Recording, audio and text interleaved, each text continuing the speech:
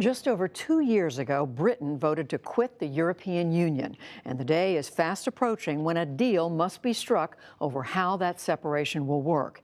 Now, British Foreign Secretary Jeremy Hunt is warning of chaos that could be caused by a so-called hard Brexit if Britain leaves without an agreement between London and the EU. And just today, London Mayor Sadiq Khan asked the British Disaster Preparation Agency to evaluate the effects of that possible hard Brexit. Special correspondent Malcolm Brabham has been examining some of the potential consequences. Dawn in Brixham, southwestern England, one of Britain's key fishing ports, and daily trading is underway. I've got £13, 13.10, £14, 14.10. Brixham Market has Britain's biggest fish sales. Ian Perks, who exports to Europe, is reaping the benefits of the Brexit vote. Since then, sterling, the British currency, has weakened by 12%. Perks buys fish in British pounds and sells in euros. But there have been dire warnings that if Britain leaves the tariff-free European Union without a deal in a so-called hard Brexit, fish will end up rotting on the dockside. A load of old tosh. There is never going to be any fish left on the dock. Every fish here for the last 30 years is sold. Nothing is ever left. There will be no fish left rotting on the dock, I can assure you of that. I think business will continue and we will thrive, which is why I voted out. Brixham's trawlermen are staunch Brexiteers because they regard Europe's fishing quotas as unfair. One of the world's most bountiful fishing grounds is close by, yet 70% of catches go to foreign fleets. Barry Young runs Brixham Market. I don't think the English fishermen are naive enough to believe that they're going to have 100% of the quota. We just like a little bit more of the natural resource on England's doorstep so that we can earn a decent living. Brexit has divided modern Britain like never before.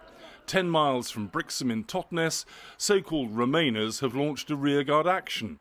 They've declared independence from Britain and are issuing passports that proclaim loyalty to Brussels. You must read the oath, which you've got there on the back here. I affirm my allegiance to the European Union and promise to abide by and promote the universal values upon which it is based. I'm so proud to have these. Retired psychotherapist Fiona Green hopes that other pro-Remain areas will follow and that the rebellion will bear fruit. I'm kind of outraged that this Brexit nonsense, which is going to affect so many British people, especially the poorer working class people, has gone through on a tiny minority vote. Congratulations. And what name shall I put in here? Rob Hopkins, please. From my perspective, Brexit has been something that has caused divisions, unnecessary divisions. It's taken the lid off a sort of Pandora's box of xenophobia and nationalism, which I thought we'd really kind of moved beyond. Either way, it's going to be an economic car crash. Human rights lawyer Jonathan Cooper is the architect of the independence movement. The European Union has been this amazing mechanism for prosperity and peace, and it has injected fundamental values into the heart of European citizenship that we're also going to lose.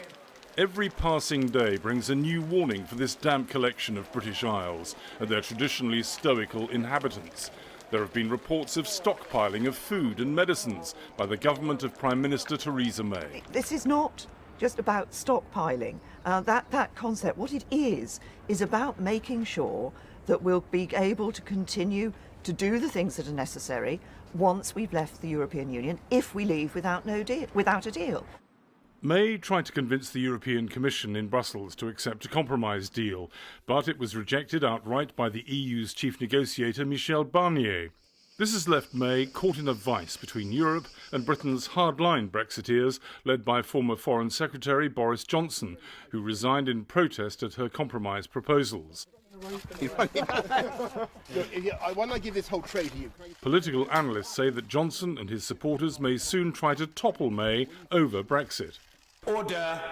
Personal statement, Mr. Boris Johnson. Let us, again, aim explicitly for that glorious vision, a strong, independent, self-governing Britain that is genuinely open to the world, not the miserable, permanent limbo.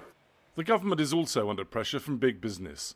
Lucy Thomas was once a prominent campaigner for the Remain movement and now advises entrepreneurs how to prepare for Brexit. The government hasn't made all of the preparations that one would need in order to be ready for a no-deal Brexit. They haven't got enough customs officers. There are no big lorry parks if suddenly it's impossible to move things across borders.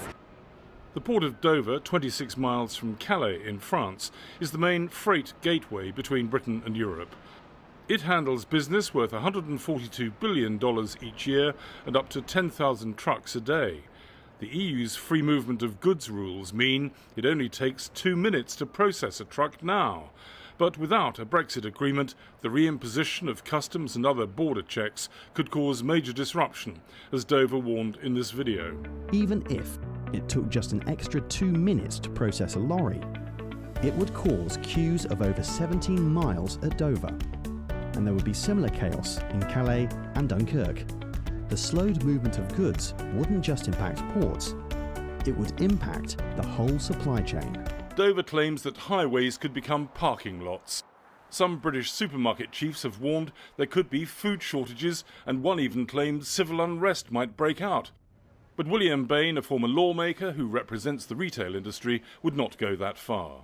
I think the key thing is that British consumers have become used to getting the food that they want, the quality that they want, at the price that they want, when they want it.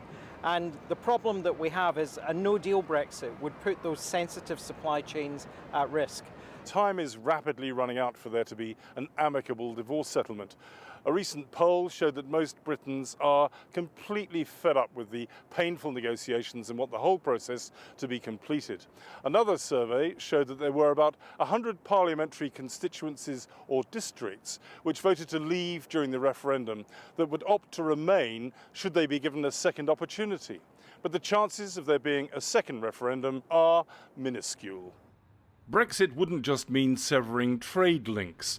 Some fear Britain could leave the European police agency Europol and lose vital intelligence at a time of international terrorism.